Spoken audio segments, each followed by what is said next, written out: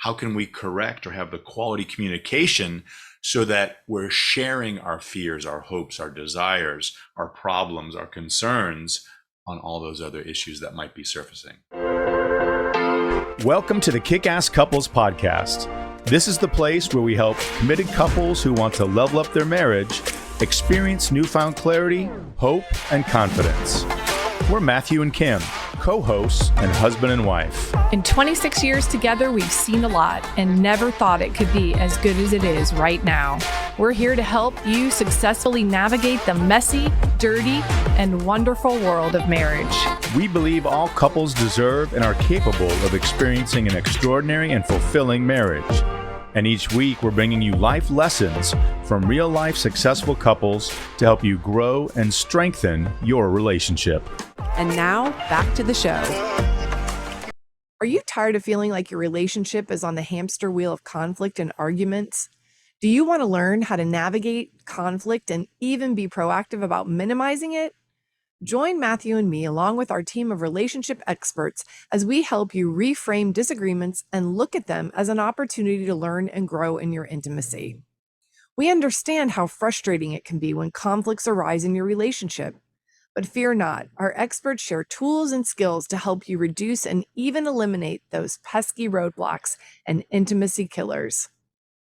Estrella ROGERS is a multi-skilled professional with certifications in play therapy, clinical social work, and IBHC. She's a relationship coach, author, speaker, and owner of Without Limits Counseling Services. With 15 years of experience, she specializes in Gottman Method Couples Therapy and offers services on local and international scales. Natalie Southward is a licensed mental health counselor in Florida and a member of the American Counseling Association and Florida Mental Health Counselors Association.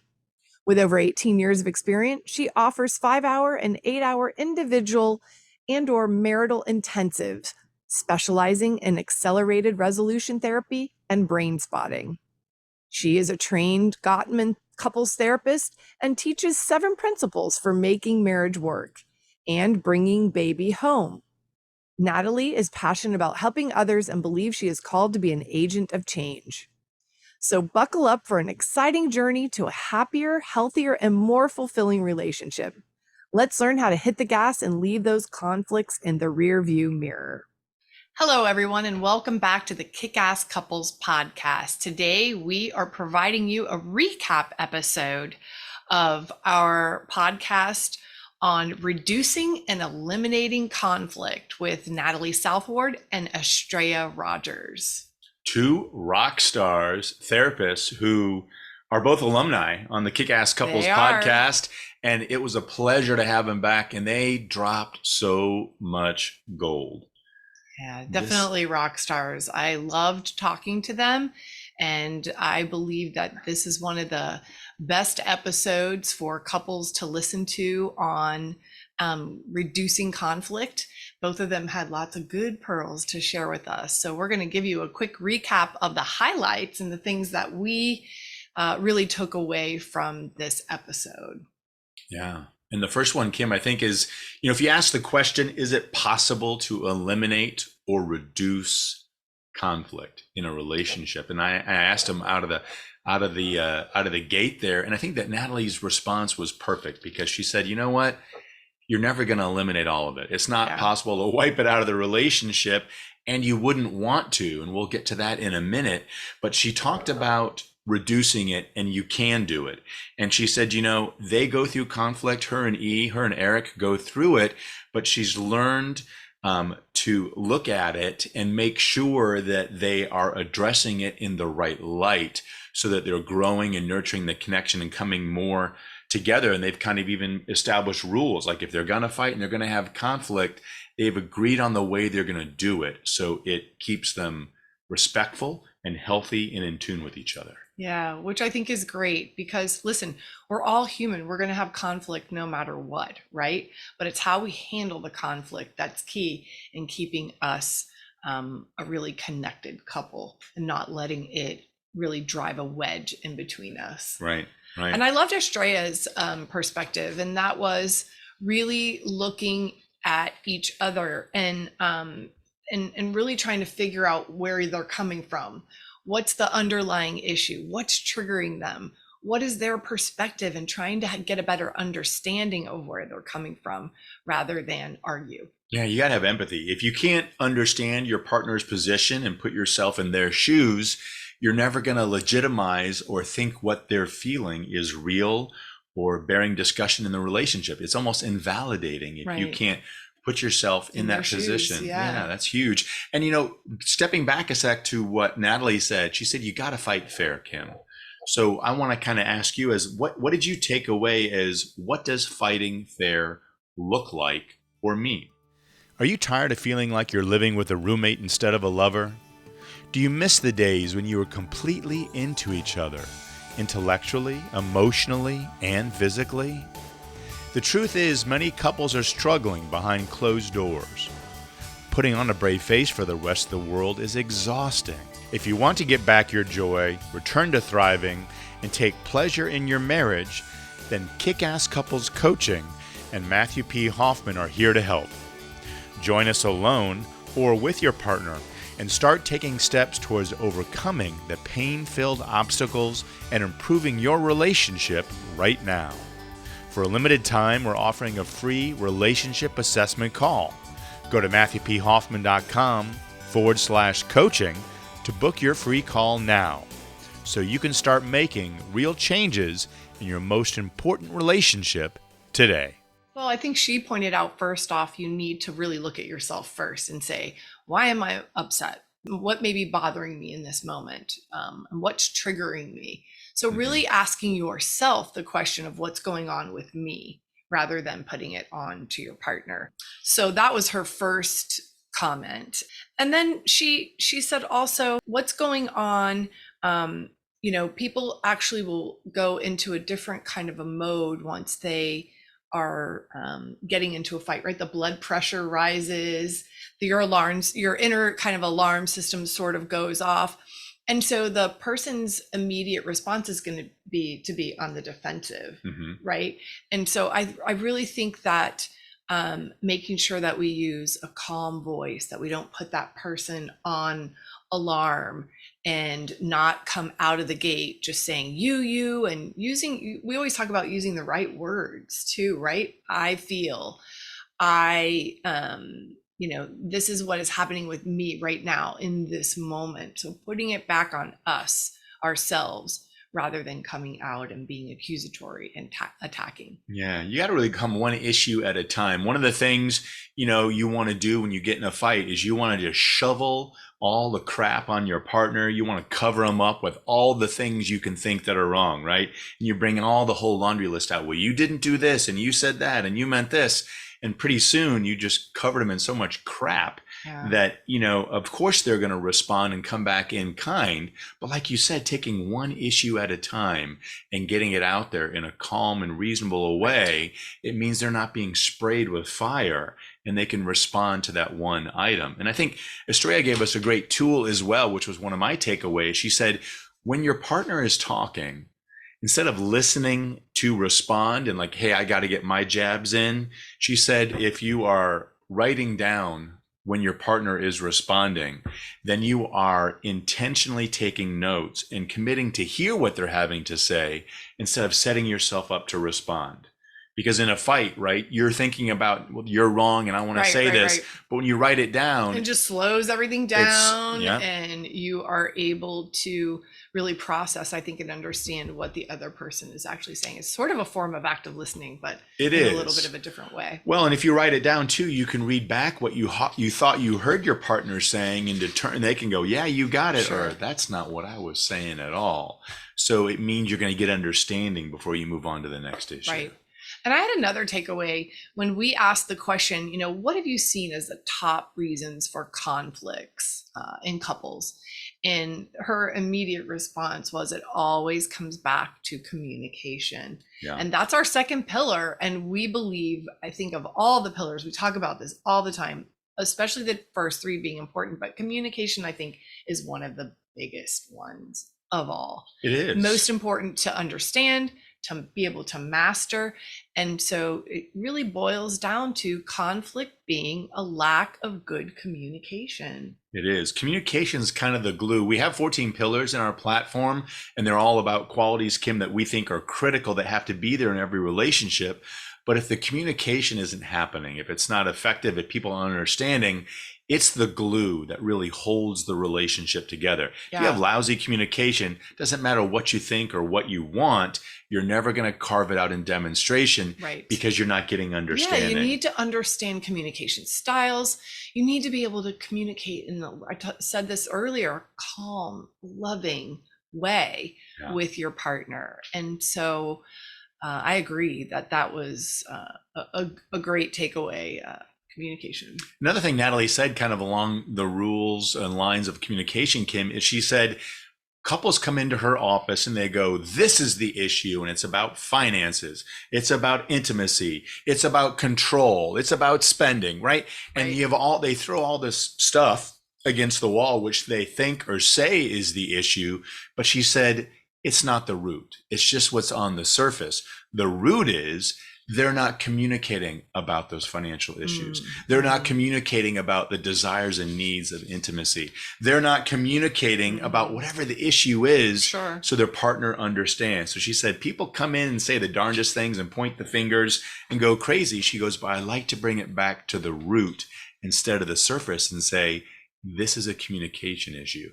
How can we correct or have the quality communication so that we're sharing our fears, our hopes, our desires, our problems, our concerns on all those other issues that might be surfacing? Sure.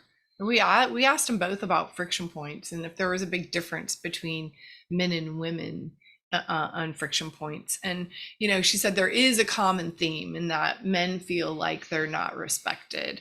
And women feel like they are not loved or cared about. And so, we talk about that in some of our podcasts and with couples, and we do get that response often. And so, there is a common theme there between men and women. Yeah. Another takeaway I got from what Estrella had to share as well is she said, culturally, men are told you shouldn't feel. You shouldn't express emotion, and that a real man, right, is not going to cry, is not going to say, this is what's bothering me, I'm struggling with this. So I think that men, we have an opportunity, and I've had to learn how to do this in our relationship, is to step outside of the societal or the cultural expectation. And man, I cry all the time, or I'll say, I am struggling with, I need your help with that. I've let go of those false clothing that I've got to wear, and I've got to be perfect, and I got to be strong, and I can't be vulnerable. And it has let you in and allowed you to be more responsive and supportive of me. Well, and I think that's twofold. It allows me to be responsive, supportive. It allows me to understand, but it also creates a connection between the two of us of intimacy that's very special.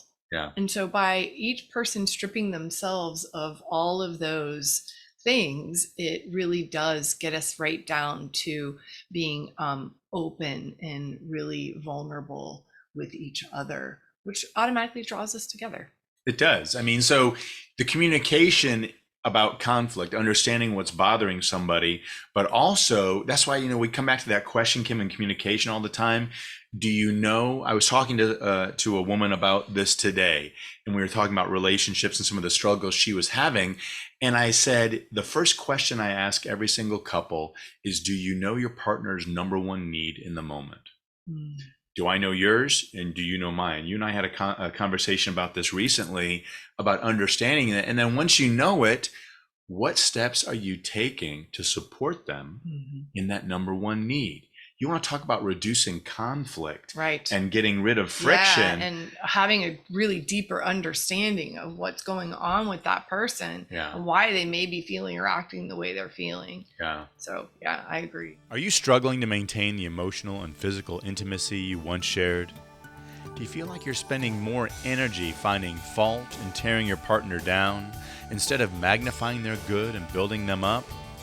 Don't worry, you're not alone. Many couples are struggling behind a forced smile and an inauthentic happiness.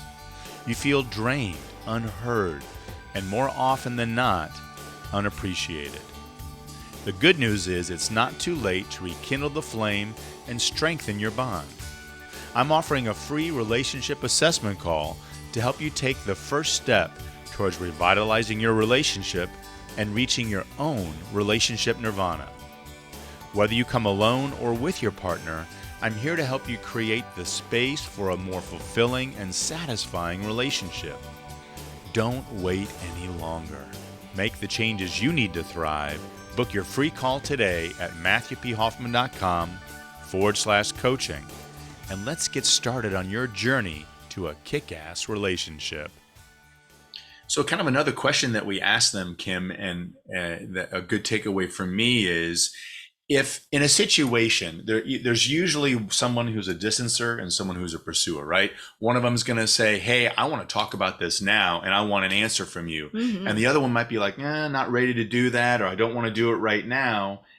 Just because that situation occurs in the couple, you and I do this, our dance together, I want to talk about something and I want to get resolution. And you're like, hey, you know what? I need some time. Let me marinate. So what do we do when we run into conflict about someone who wants to solve it now and somebody who wants to handle it later, so that we honor both people in that? Yeah, that's a great question, because I feel like the person that's pursuing has great fear. Mm-hmm. Right. And the person who says, I just need some time, I've got to think, that's the person that just needs a little time away to have some cool down. Right. And so I feel like we have to, in those moments, say, okay, I respect the fact that you want to settle this now, but I need some time away. So when can we pick a time that we can readdress this? So one's not running away, and the other one knows that we're going to come back to this, and maybe it's 15 minutes, maybe it's we'll come back to it later this evening. I don't know, but there's a definitive time. And it could even be the next day. And I think I loved when Natalie said, I interject a shift. She said when she's working with clients and they're at that break point, she goes, listen, I'm not here. Cover me up. And I want the two of you to talk to each other mm-hmm. about your needs and what you'd like to see happen and what's going to go on. Right. It's not about justifying a position and why you have to have something, but it's about finding that win-win, which in your case is you were just saying in that example, is taking some time. We'll talk about it, but it needs to be later. So it doesn't mean that we're not handling it. We're just going to handle it in a way that is good for you and is good. And I also think that cool down period gives you a good perspective, right? So you can come back and be able to handle that conflict probably in a calmer, more thoughtful way. Right. And I think, Kim, one of the things I kind of want to end on, I mean, we are just scratching the surface. I know there's so much good stuff. This episode with them was under an hour. They're amazing. But there was so much good meat in there. If you haven't listened to the whole episode, you should check it out, because it is like a playbook of what you can do as a couple and go figure out how do we minimize conflict and have more harmony in our relationship. But I want to discuss a concept with you and kind of leave this as a parting thought for everybody that's listening today. Let's talk about the concept of, in every relationship, everybody brings a set of problems. I got a set of problems in history. You got a set that you brought, and it's learning the success of our relationship in minimizing conflict is how do we learn to deal with those issues together, understand them, and deal with them. Because I think a lot of people in relationships, they go, oh my gosh, my partner, my wife, my husband has so many issues. I'm not going to deal with all this crap. I'm going to hit eject because I'm looking at something greener and better over there. So what do you think? First of all, I would say that you have to know what you're getting into, right? Mm-hmm. It's important to have all those discussions way up front. But let's say that we didn't, and here we are, and we're kind of stuck. But I think it's really important to know and understand and own each other's challenges so that we can better support and know what triggers them. I really think that we have to own those. But, there are a lot of times when that doesn't happen in a relationship, and we say, oh, I'm going to get out because the grass is greener on the other side, right? What do you think of that concept? Well, here's the reality, guys. If you think another relationship is going to be better, that other relationship with another person, they've got their own problems and issues. So it's kind of like, Do I want to tend to my own garden, my own field? Do I want to make it nice and make it the place I want to inhabit? Because you're going to have to do that in every single relationship. You're just moving your set of problems and taking on someone else's. Exactly. Because that's just life. That's just what we are as humans. We have struggles. Yeah, until you learn. And one of the questions we ask when we're interviewing couples, Kim, is we say, grandpa's in your bones, and let's go back to go forward. If you've not had the conversation with your partner, help me understand your childhood. Help me understand the previous relationship that you had where it didn't go well, or what fears are you bringing to this relationship that we've got to understand. I know what some of your fears are about relationships, about us, about me, about you, about something else. And it doesn't mean it's controlling the relationship, but it means I understand it. It gives me that context and that understanding so I can respond to you in the best way. But if I don't know that history, if you haven't shared that information, I'm not going to have the context. And it works the same for you about me. You know what my struggles are from my childhood, or from my parental relationships, or my previous relationships. You know what those issues are, and we've talked about them so that they're not cropping up and manifesting in this relationship right now. Or when they do, I understand where they're coming from and what they are, and how to better help you work through them. Yeah. So we both take ownership of whatever the struggles may be. Right. And it's about, and I want to clarify one final thing in this discussion, and then we can send you guys back to this whole episode if you haven't heard it yet, is you're not taking on your partner's issues. It's not about me taking on Kim's struggles they're on my back now. No, I didn't mean it that way. No, it's about understanding. Right. If I understand where you're coming from, if you understand where your partner's struggles are, you can support them, but it doesn't mean you're putting them on as weight on your own back. Right. You're just understanding so you can respond in a way that honors them where they are. That's it. Great clarification. Hey, it's all about clarity in our communication, as we've discussed here today. So if you haven't heard this whole episode, man, they are so good, and they walk it through in plain English so you can understand. Go back and check it out. And if you're struggling in your own relationship and you're like, man, no matter what I do, I'm just not getting to the bottom of it, I'd love to talk to you. Give me a call. Go to the website, MatthewPHoffman.com, schedule a meeting, and I will talk to you about what we can do together to get you to where you want to be. Yeah, we want everybody to have a really joyous, fulfilling marriage. Yeah, that's what it's about. We're about to celebrate 29 in a few months, guys, and it's not always easy, but it is worth it. Thanks for listening, everyone. And remember, happily ever after doesn't just happen. It's on purpose. Thanks. That's all we've got for this episode of the Kickass Couples Podcast. If you like the content of this show, you'll love Matthew's newly released book, Kickass Husband, Winning at Life, Marriage, and Sex. To receive a digital mini book of quotes and images from the book, all you have to do is rate this show and leave a review in Apple Podcasts, Spotify, or wherever you tune in to listen. Then email us a screenshot of your review at podcast@kickasscouplespodcast.com, and we'll get it over to you right away. Until next time, remember, happily ever after doesn't just happen, it's on purpose.